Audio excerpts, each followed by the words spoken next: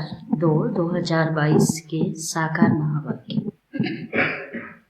बाबा कहते हैं, मीठे बच्चे अपने दिल रूपी दर्पण में देखो, अपने दिल रूपी दर्पण में देखो कि अंदर में कोई भूत तो नहीं है।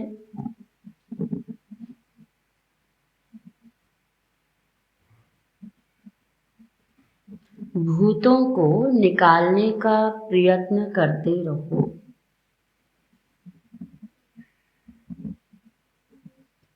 भूतों को निकालने का प्रयत्न करते रहो। प्रश्न है आज का, बाप और बच्चों के बीच, बाप और बच्चों के बीच संगम पर दुनिया से बिल्कुल न्यारी रस्म चलती है। संगम पर दुनिया से बिल्कुल न्यारी रस्म चलती है, वह कौन सी?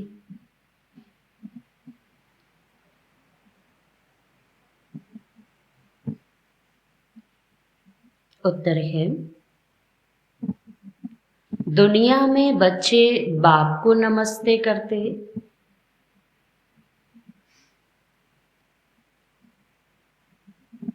लेकिन यहाँ बाप बच्चों को नमस्ते करते हैं।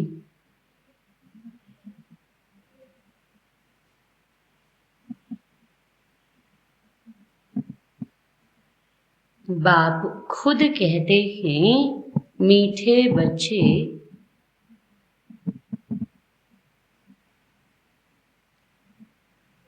मैं तुम्हारी सेवा में आकर उपस्थित हुआ हूँ।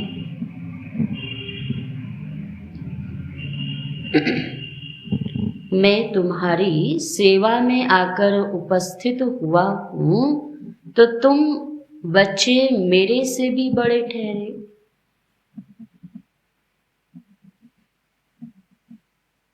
तो तुम बच्चे मेरे से भी बड़े ठहरे।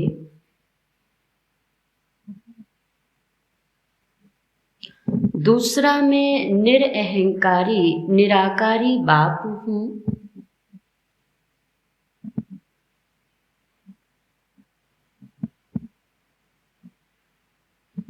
तो जरूर मैं पहले नमस्ते करूँगा।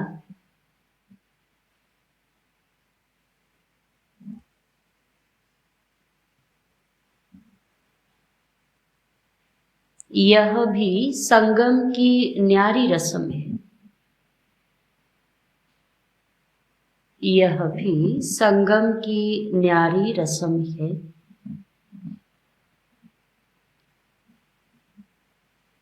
ओम शांति। आने से पहले पहले बाप बच्चों से नमस्ते करें या बच्चे बाप को नमस्ते करें? बाबा ने पहले ही कहा ना, ये संगम की रस्म बिल्कुल न्यारी है। बच्चे बाप को करें नहीं, बाप को नमस्ते करना पड़े। संगम युग की रस्म रिवाज ही सबसे न्यारी है। दुनिया की रस्म रिवाज में बच्चे बाप को नमस्ते करते हैं, लेकिन बाबा कहते हैं संगम युग की रस्म रिवाज क्या, कि बाप आकर के बच्चों को नमस्ते करते हैं। तो बाप खुद कहते हैं, मैं सभी का बाप तुम्हारी सेवा में आकर उपस्थित हुआ हूँ, तो जरूर बच्चे बड़े ठहरे ना। दुनिया में तो बच्चे बाप को नमस्ते करते, यहाँ बाप बच्चों को नमस्ते करते हैं। गाया भी हुआ है निराकारी निरअहंकारी, तो वह दिखाना पड़े ना कि बाप कितना निरअहंकारी है, जो बच्चों को आके नमस्ते करते हैं। वे तो सन्यासियों के चरणों में झुकते हैं, चरणों को चूमते हैं, समझते कुछ भी नहीं। बाप तो आते ही हैं कल्प के बाद बच्चों से मिलने। तो तुम बहुत सिकी लधे बच्चे हो, इसीलिए कहते हैं मीठे बच्चे तुम थक गए हो। याद करते करते मुझे ढूंढते ढूंढते अभी थक गए। द्रौपदी के पांव दबाए तो सर्वेंट हुआ ना। वंदे मातरम किसने उच्चारा है? बाप ने।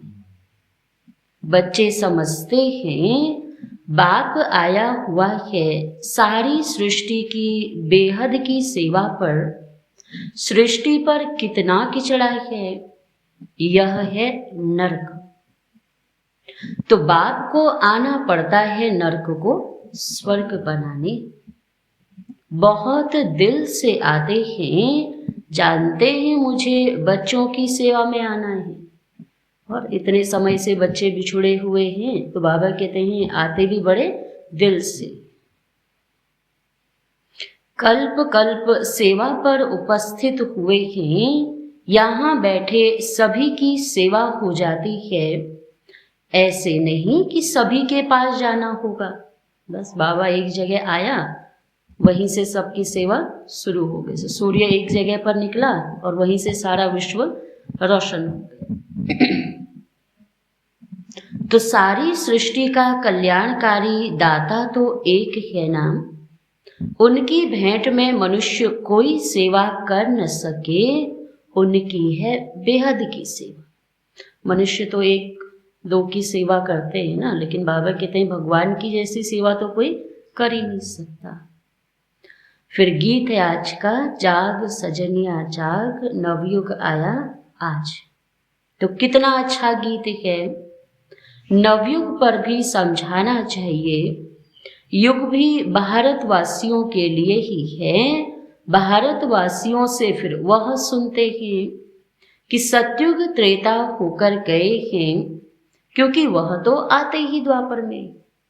द्वापर वालों को थोड़ी पता सतयुग त्रेता में क्या हुआ, वो तो केवल उसको सुनते हैं कि हाँ आदि सनातन देवी देवता धर्म वाले ही सतयुग और त्रेता, फिर उसके बाद द्वापर में आए हैं।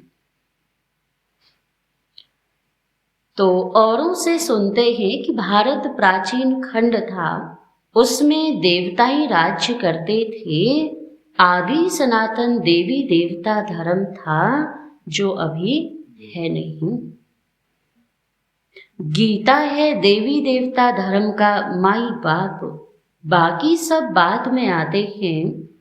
तो यह हुआ प्राचीन सब धर्मों के लिए। वास्तव में एक गीता ही मुख्य है जो सबको माननी चाहिए। बाबा कहते हैं प्राचीन धर्म का प्राचीन शास्त्र है। परंतु मानते कहाँ हैं? वे अपने धर्म शास्त्र को ही मानते हैं, यह तो जानते नहीं कि भगवान ने गीता कब उच्चारी। तो गीता है बाप की उच्चारी हुई ना। उन्होंने तो कृष्ण के साथ गीता लगा दी है ना। तो जैसे द्वापर में अन्य धर्मों ने अपना धर्म स्थापकों ने अपना शास्त्र बनाया, वैसे ही उन्होंने द्वापर से ही गीता को भी शुरू किया। लेकिन बाबा कहते गीता तो सबसे फर्स्ट है ना, गीता से ही तो आदि सनातन देवी देवता धर्म की स्थापना हुई।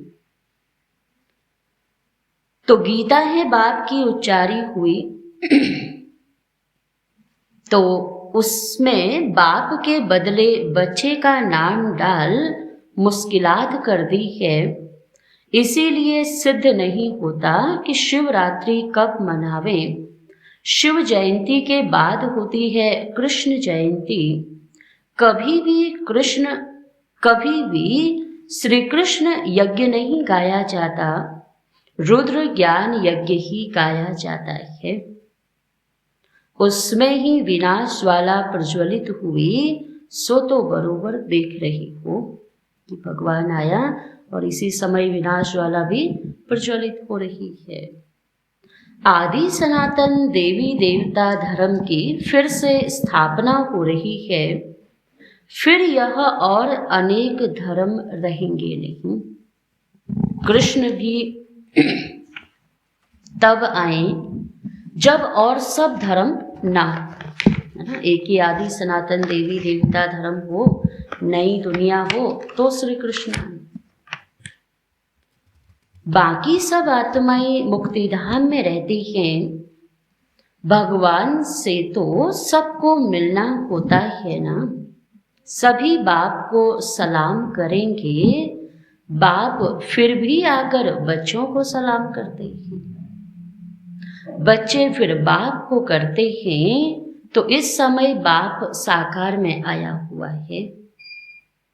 यहाँ तो सभी आत्माएं बाप से मिल न सके क्योंकि कोटों में कोई ही आएंगे। साकार में भी तो भगवान को पहचाने ऐसा हर किसी के नसीब में थोड़ी है। तो बाबा ने कहा यहाँ भी कोटों में कोई ही पहचानेंगे।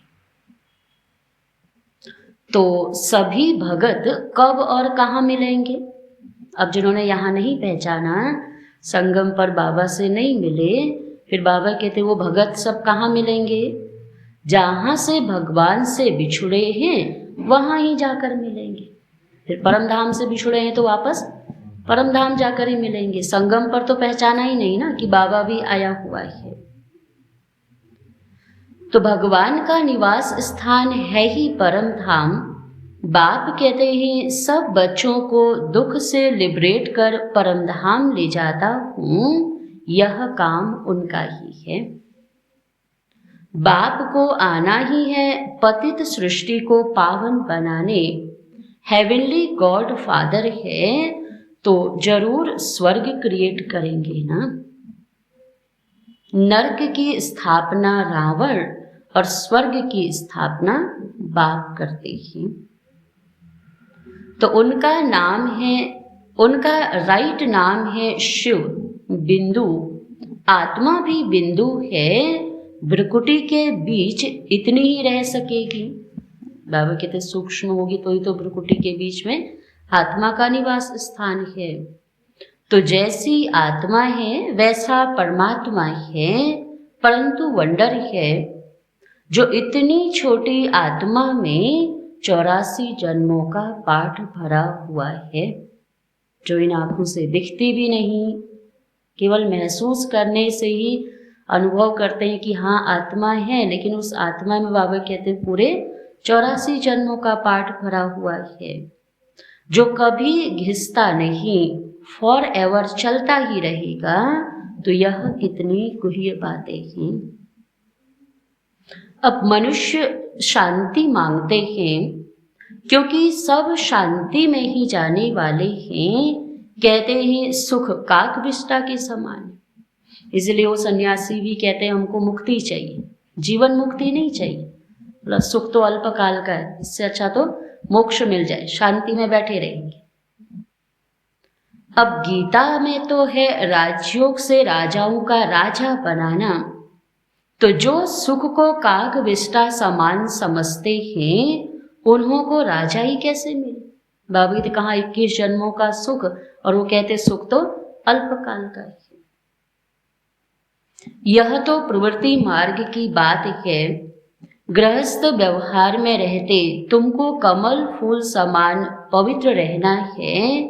Charity begins at home. Shiv Baba भी कहते हैं मैं पहले इस साकार ब्रह्मा को समझाता हूँ। शिव बाबा का यह चैतन्य होम है। तो शिव बाबा का घर कौन? ब्रह्मा बाबा। तो बाबा जैसे मैं भी पहले इसको समझाता हूँ फिर तुम बच्चों को समझाता हूँ, ऐसे ही बाबा कहते हैं चैरिटी बिगिंस एट होम। तो तुम भी पहले उस घर में समझाओ और फिर जाकर के बाहर समझाओ। तो पहले पहले यह ब्रह्मा सीखते हैं, फिर उनसे एडॉप्टेड चिल्ड्रन नंबरवार सीख रहे हैं। तो यह बड़ी गुह्य बातें हैं। सदगति दाता पतित पावन खुद आकर यह सब राज समझाते हैं। ऐसे नहीं कि वहां से प्रेरणा करेंगे। सामने भगवान आया, सामने तो नहीं समझ में आ रहा, वहां से प्रेरणा करेगा तो क्या समझ में आएगा? प्रेरणा तो ऐसे ही हो गई जैसे ऑनलाइन पढ़ाई होती है ना आजकल, है ना। तो एक वहां से बोल रहे हैं, अभी यहाँ बच्चा पढ़ रहा है कि नहीं पढ़ रहा है क्या पता। तो बाबा कहते हैं अभी सम्मुख पढ़ने में और ऑनलाइन पढ़ने में अंतर तो है ना, ऐसे ही बाबा की तो कहाँ प्रेरणा और कहाँ भगवान सामने आकर के पढ़ा रहे। तो बाबा कहते हैं इसमें प्रेरणा की तो बात नहीं, वह तो यहाँ आते हैं, यादगार भी है, शिव के अनेक मंदिर हैं। खुद कहते हैं मैं साधारण ब्रह्मा तन में आता हूँ, यह खुद अपने जन्मों को नहीं जानते। इसमें एक की बात नहीं, सभी ब्रह्मा मुख वंशावली बैठे हो, ब्रह्मा मुख के द्वारा तुम ब्राह्मण रचे गए हो, तुम ब्राह्मणों को ही समझाते हैं। यज्ञ हमेशा ब्राह्मणों द्वारा ही चलता है। उन गीता सुनाने वालों के पास ब्राह्मण तो है नहीं, इसीलिए वह यज्ञ भी नहीं ठहरा। यह तो बेहद के बाप का रचा हुआ बहुत भारी यज्ञ है, जिसमें बाबा कहते हैं नाम के ब्राह्मण नहीं, काम के ब्राह्मण है ना, कर्म वाले ब्राह्मण है। बाबा कहते तो यह तो बहुत बड़ा भारी यज्ञ है। कब से डेगिया अर्थात बड़े बड़े पतीले चढ़ते आए हैं, भंडारा अब तक चलता ही रहता है, समाप्त कब होगा? बाबा कहते जब सारी राजधानी स्थापन हो जाएगी, बाप कहते हैं तुमको वापस घर ले जाएंगे और फिर नंबरवार पाठ बजाने भेज देंगे, तब तक ये यज्ञ चलता ही रहेगा। ऐसे और कोई कह न सके कि मैं तुम्हारा पंडा हूं, तुमको साथ ले जाऊंगा।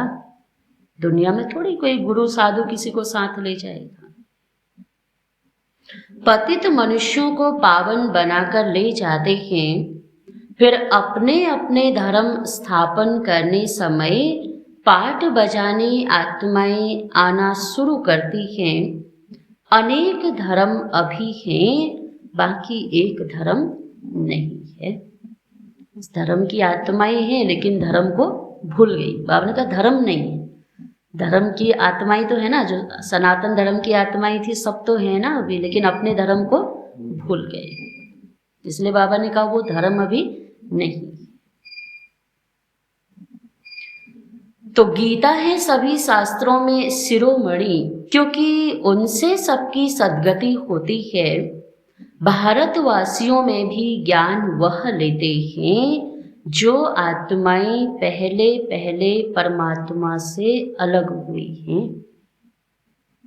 बाबा के लास्ट में भीड़ तो आनी है, लेकिन बाबा ने कहा ज्ञान एक है, बाबा से आ रहे हैं, मिल रहे हैं, बाबा को देखा, अच्छा अच्छा कहा और चले गए, है ना।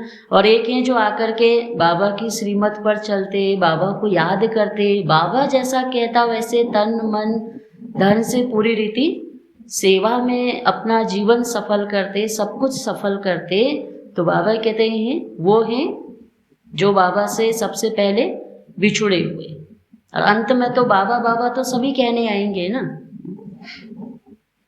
तो बाबा कहते हैं तो भारतवासियों में भी ज्ञान वह लेते हैं जो आत्माएं पहले पहले परमात्मा से अलग हुई हैं। पहले पहले वह आना शुरू करेंगी, नंबरवार फिर सबको आना है। सतो रजो तमो से तो सबको पास करना है। अब कल्प की आयु पूरी हुई है, सब आत्माएं हाजिर हैं, बाप भी आ गए हैं। हर एक को अपना पार्ट बजाना है। नाटक में सब एक्टर्स स्टेज पर इकट्ठे तो नहीं आते हैं ना, अपने टाइम पर आते हैं। तो बाप ने समझाया है नंबरवार कैसे आते हैं। तो वर्णों का भी राज समझाया। पहले देवता, फिर क्षत्रिय, फिर वैश्य, फिर शूद्र।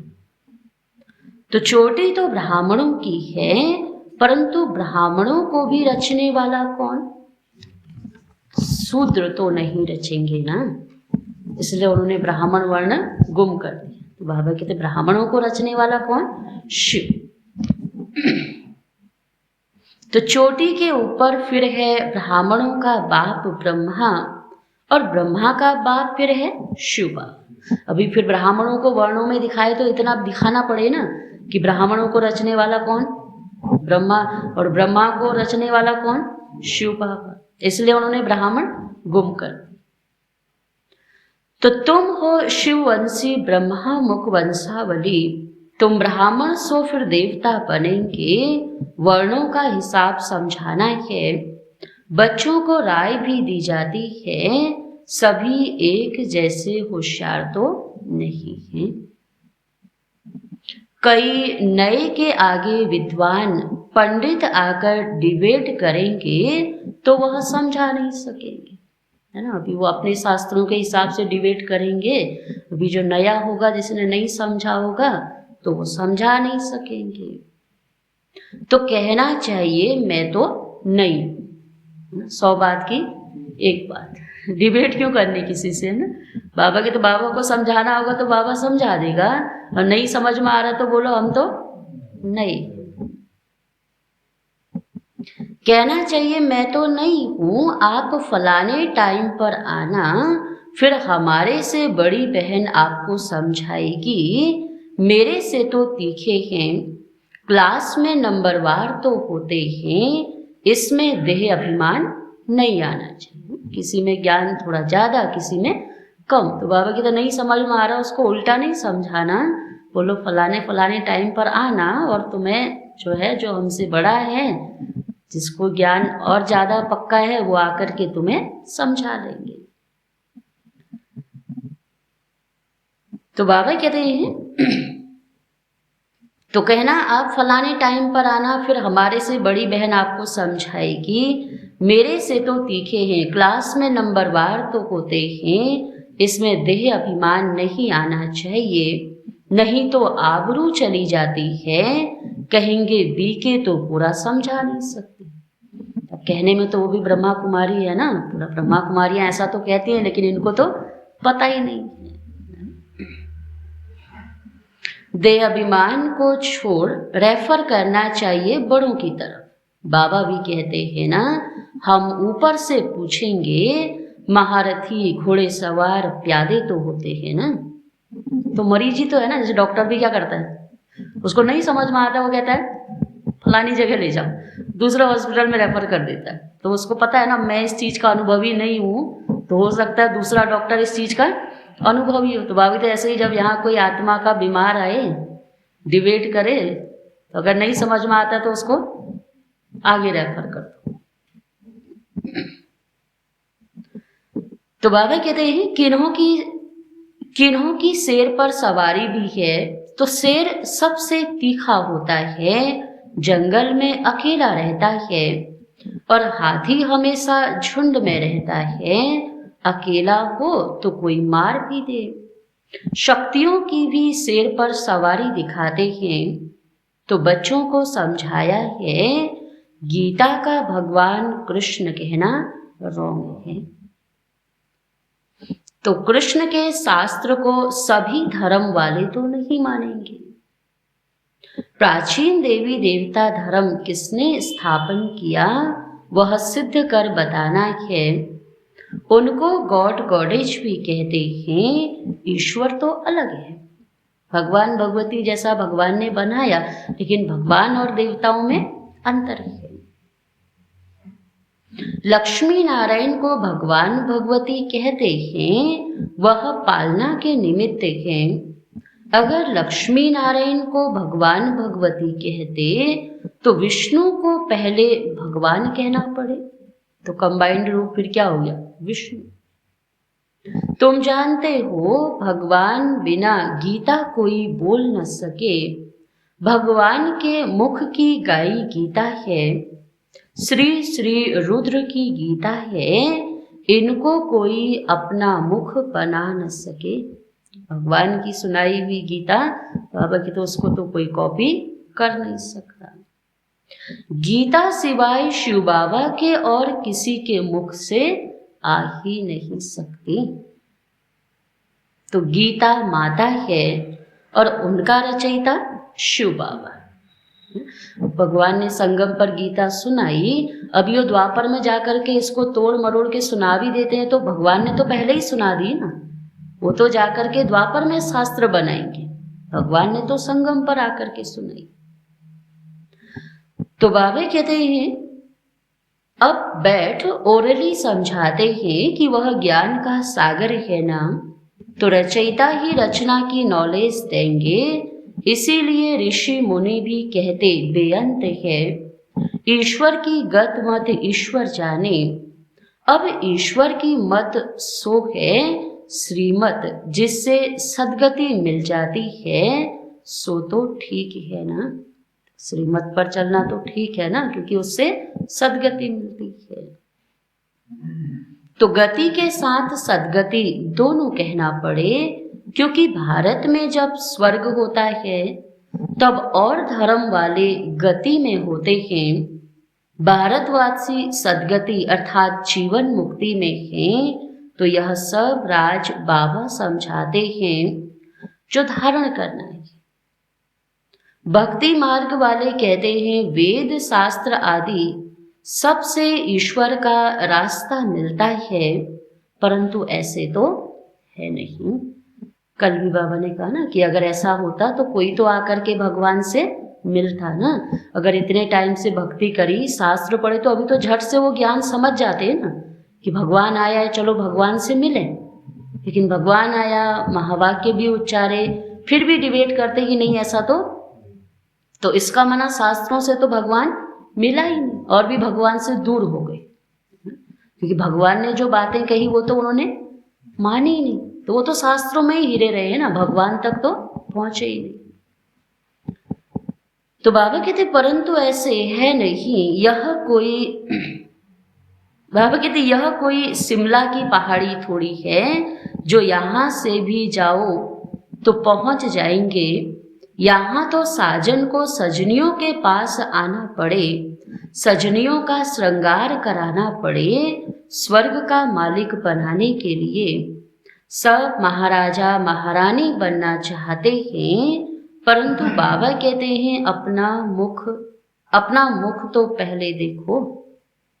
नारद की बात भी अभी की है। सभी कहते हैं ना हम लक्ष्मी नारायण पढ़ेंगे, तो बाबा कहते हैं नारद की बात भी अभी की है। उनको लक्ष्मी को वरने की दिल हुई तो उनको कहा पहले अपनी शकल तो देखो। तो नारद को घमंड था ना कि लक्ष्मी तो मैं तो लक्ष्मी को ही वरूंगा। तो बाबा कहते बोला कि पहले जाकर के अपनी शकल तो देखो। बाबा भी कहते हैं अपना दिल रूपी दर्पण देखो। जितनी सच्चाई अपने दिल रूपी दर्पण में है उतनी बाहर कहीं नहीं है। कोई दर्पण ऐसा नहीं जिसमें वो सच्चाई दिखाई दे। तो बाबा कहते हैं काम का भूत तो नहीं आता, जांच करते रहो और भूतों को निकालने का प्रयत्न करते रहो। युक्तियां तो बाबा सब बतलाते रहते हैं। मन में संकल्प तो बहुत आएंगे, कर्म में नहीं आना चाहिए। बाबा कहते चलो तमो प्रधान दुनिया है, पहले तो बाबा कहते संकल्प में भी नहीं आना चाहिए, लेकिन संकल्प में आ भी गया तो फिर बाबा कहते हैं कर्मों तक तो बिल्कुल भी नहीं आना चाहिए। बाबा अच्छे कर्म सिखलाते हैं ना। कर्म अकर्म विकर्म की गति, कर्म अकर्म विकर्म की गति का ज्ञान भी गीता में है और तो कोई नहीं जानते। विकर्म कराने वाली है माया, वह सतयुग में तो होती नहीं, इसलिए वहां कर्म अकर्म, वहां कोई विकर्म नहीं है, क्योंकि माया नहीं है ना, इसलिए विकर्म नहीं। तो अभी श्रीमत पर चलने से ही तुम स्वर्ग में चल सकते हो। यह किसी मनुष्य की मत नहीं है, बाप की श्रीमत से स्वर्ग बन रहा है। औरों की मत से स्वर्गवासी बन न सके और भी भ्रष्ट बनते जाएंगे। द्वापर से इसका प्रैक्टिकल प्रमाण है ना। इतने शास्त्र पढ़े, वेद पढ़े, पुराण पढ़े, तो द्वापर के बाद क्या आ गया? कलयुग। इतनी मतें होने के बाद भी द्वापर से कलयुग आ गया तो बाबा कहते औरों की मत पर चलने से तो सदगति होगी नहीं, स्वर्ग में जाएंगे नहीं। तो तुम बच्चे जानते हो अब एक धर्म की स्थापना हो रही है। तुम योग बल से गुप्त वेश में अपनी किंगडम स्थापन कर रहे। गुप्त, बाबा के ब्राह्मणों को कोई जानता नहीं ना, इसलिए बाबा कहते हैं गुप्त रूप से। हाथ में हथियार आदि तो कुछ है नहीं, ज्ञान के बाण व तीर आदि हैं, उन्होंने फिर स्थूल में दिखा दिया है। तो यह सब गुप्त शक्तियां हैं, स्थूल में नहीं। शक्तियों की देखो कितनी पूजा होती है, 8-10 भुजाओं वाली तो कोई है नहीं। जब 2 हाथों से सारा काम हो जाता है तो फिर 8-10 भुजाओं का क्या करेंगे। सबकी 2 भुजाएं होती हैं। मनुष्य सृष्टि में 8-10 भुजा वाले कोई होते ही नहीं। आत्मा श्रेष्ठ है, पवित्र है, लेकिन बाबा कहते हैं ऐसा थोड़ी कि शरीर कोई ऐसा विचित्र बन जाएगा। शरीर तो शरीर ही रहेगा ना। तो आत्मा पवित्र है तो शरीर भी पवित्र रहेगा। बाकी ऐसा थोड़ी कि कोई ऐसे 8-10 भुजाएं निकल आएंगी या 2-3 सर निकल आएंगे। तो सूक्ष्म वतन में विष्णु को 4 भुजाएं दिखाते हैं, वह भी अर्थ सहित है। बीज को जानने से सारे झाड़ का ज्ञान आ जाता है। अच्छा, ज्ञान का खजाना तो बच्चों को मिलते रहता है। फिर मुख मीठा कराने के लिए बच्चों को टोली खिलाते हैं। बाबा कहते हैं सबसे बड़ा मुख मीठा तो क्या है, ज्ञान का खजाना। लेकिन फिर बाबा कहते हैं कि मुख मीठा कराने के लिए बच्चों को टोली खिलाते हैं। शिव बाबा खुद नहीं खाते, सब बच्चों के लिए ही है। राज्य भी बच्चों के लिए ही है। लक्ष्मी नारायण भी जरूर अपने बच्चों को देंगे। सबको तो बांट नहीं देंगे, यह बाप सभी बच्चों को देते। अब सत्युग की बादशाही भी है तो वो भी सबको थोड़ी बांटेंगे। लक्ष्मी नारायण उसके बाद फर्स्ट, सेकेंड, थर्ड ऐसे चलेगा ना। लेकिन संगम पर बाबा कहते हैं बाबा तो सभी को बांटते। लौकिक दुनिया में भी होता है, दूसरा तीसरा कोई कितना भी प्यारा क्यों ना हो, लेकिन जो देना होगा वो तो अपने बच्चों को ही देंगे।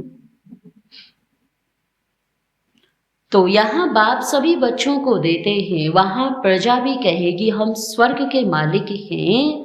सुख तो प्रजा को भी है, दुख का नाम भी नहीं, बाकी नंबरवार तो होते ही। वहां तो सोना भी अथाह होता है। यहाँ तो सब खानियां खाली हो गई हैं।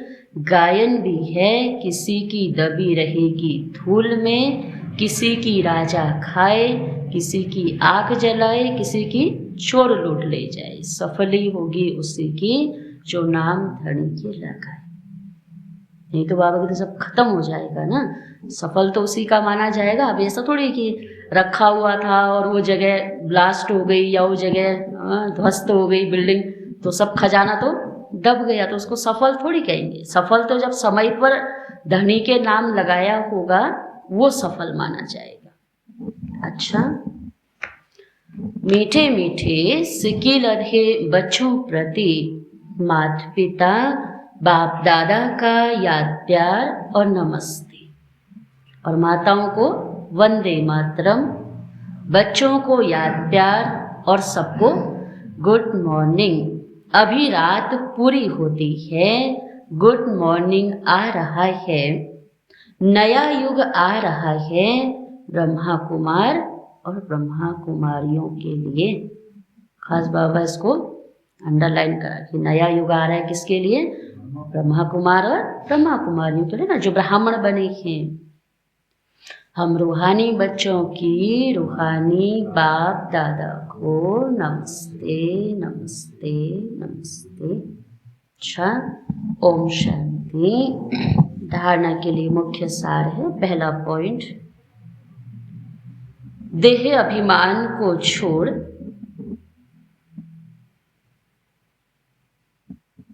देह अभिमान को छोड़ अपने से बड़ों को आगे रखना है।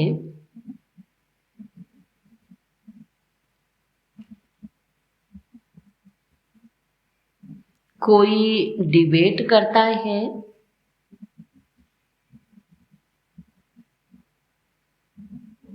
तो क्या करो कहा आज बाबा ने, तो बड़ों की तरफ रेफर कर दे। कोई डिबेट करता है तो बड़ों की तरफ रेफर कर देना है। आबरू नहीं गंवानी है। देह अभिमान को छोड़ अपने से बड़ों को आगे रखना है। कोई डिबेट करता है तो बड़ों तरफ रेफर करना है। आबरू नहीं गंवानी है। दूसरा पॉइंट है, चैरिटी बिगिंस एट होम।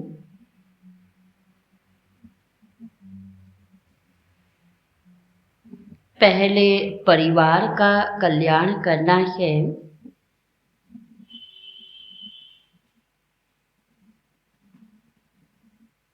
गृहस्थ व्यवहार में रहते कमल फूल समान पवित्र बनना है।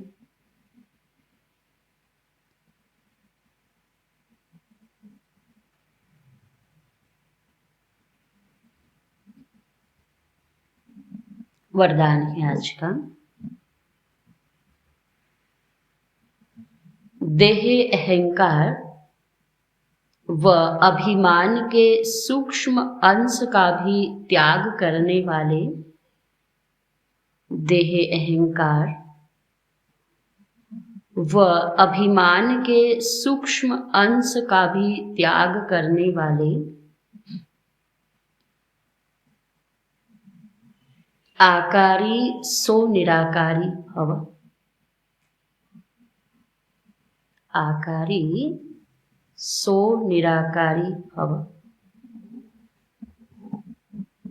बाबा कहते कईयों का मोटे रूप से देह के आकार में लगाव व अभिमान नहीं है, लेकिन देह के संबंधों से अपने संस्कार विशेष हैं, बुद्धि विशेष है, गुण विशेष हैं, कलाएं विशेष हैं, कोई शक्ति विशेष है, उसका अभिमान अर्थात अहंकार, नशा, रौब, ये सूक्ष्म देह अभिमान है। मोटा मोटा नहीं है, सूक्ष्म जो भी अंदर में कलाएं हैं, फिर बाबा कहते हैं कि उनका भी कोई सूक्ष्म रौब नहीं होना चाहिए। तो ये सूक्ष्म देह अभिमान है, तो यह अभिमान कभी भी आकारी फरिश्ता व निराकारी बनने नहीं देगा। इसीलिए इसके अंश मात्र का भी त्याग करो, तो सहज ही आकारी सो निराकारी बन सकेंगे। कि कोई गुण है, कोई ऐसा विशेष संस्कार है, कोई भी विशेष कला है, तो आई तो कहाँ से, बाबा ने तो दी है ना। तो बाबा कहते उसका भी रौब नहीं रखना। स्लोगन है, समय पर सहयोगी बनो, समय पर सहयोगी बनो तो पदम गुना रिटर्न मिल जाएगा।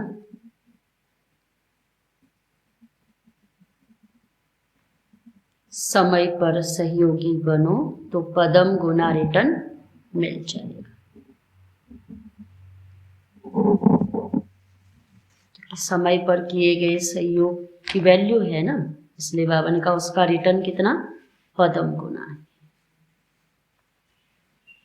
अच्छा, आज बाबा कहते हैं कि अंदर चेकिंग करो। ओम शांति।